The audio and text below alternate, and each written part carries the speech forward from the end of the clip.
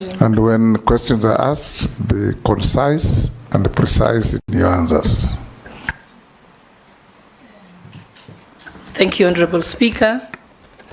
The nominee, Dorcas Oduor'S, all of us in the legal fraternity know that you have previously worked at the State Law Office in the prosecution department. I think mostly people know you as that, as per your CV also.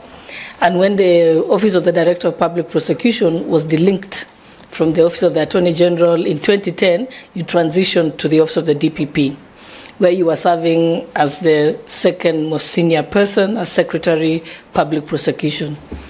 Could you share with this committee what you consider was your greatest achievements in the 30 years in your public service? And secondly, if approved as Attorney General, like you rightfully said, you will make history as the first woman Attorney General. Like myself, all the women in the legal fraternity have high expectations of you as one of the most senior women in the legal fraternity. In this regard, tell us what you'd consider to be your vision of the office of the Attorney General should you be approved. Thank you. Go ahead. Thank you. I joined the office of the Attorney General in 1992, and I would divide my achievements from the Office of the Attorney General and the Office of the DPP into 4 sectors. When I joined in 1992, for the first 8 years, I was a courtroom lawyer. I prosecuted all manner of cases in all courts to the highest court. The epitome of that was in 2000, when I was nominated to go and assist Kenya in prosecuting the 1998 bomb blast victims, a case in New York. And we successfully did that. Another epitome of my court work was the case that I prosecuted against. It is known as the Gachanja case. The reason why it is my achievement, it is the first time that a prosecutor was able to forfeit instruments of crime and proceeds of crime. In that matter, one of the accused persons had been paid by a piece of land in order to commit murder, and I successfully forfeited what he was paid. That matter went up to the Supreme Court, and it was upheld. My third success in court would be the case of Chris Okemo on extradition. There was a conflict between the Office of the Attorney General and the Office of the DPP as to whose responsibility it is to sign authority to proceed.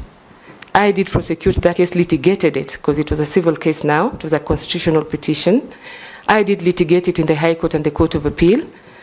I filed responses in the Supreme Court. My colleague prosecuted it at the Supreme Court, and we were successful.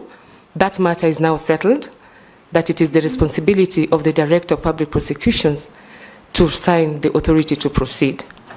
That is in the courtroom, among others. While serving in the office of the AG and the DPP, I was able to participate, humbly so.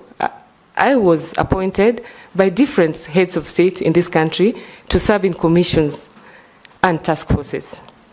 I served in the Akiwimi Commission on land clashes, and it is after we had submitted our report that we started land reforms in this country. I served in the Goldenberg Commission, and it is after we submitted our report that we relooked at our PFM Act. I served in the Police Task Force on police reforms, and it is the result of that task force that we now have IPOA, we have the Police Service Commission, we have the IG as a single command of the police and the AP. We also have the merger of the Kenya Police and APs and a single command. Other than task forces within the country, I have contributed internationally in different forums. My first contribution was with the Commonwealth Court Secretariat. I was called in as an expert to review the Harare scheme on mutual legal assistance. It is after my contribution to the ComSec and successful review of that mutual legal assistance scheme